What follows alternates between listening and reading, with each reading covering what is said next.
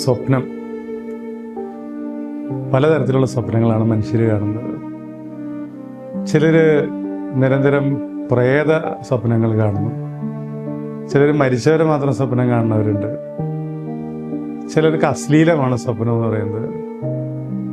ചിലരെ സംബന്ധിച്ചോളം വലിയ അതിവിശാലമായ പുതിയൊരു ക്യാൻവാസ് സ്വപ്നം തുറന്നു കൊടുക്കുന്നുണ്ട്.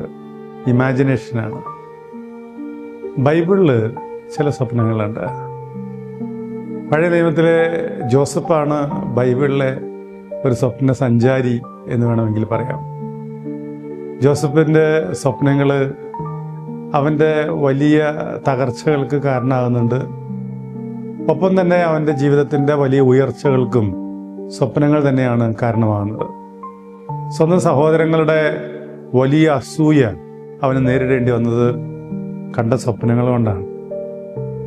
അതുപോലെ തന്നെ ഈജിപ്തിൻ്റെ ഭരണാധികാരിയായിട്ട് അവൻ മഹത്വത്തിലേക്ക് ഉയർത്തപ്പെടുന്നതിൻ്റെ കാരണവും അവൻ്റെ സ്വപ്ന വ്യാഖ്യാനങ്ങളാണ്.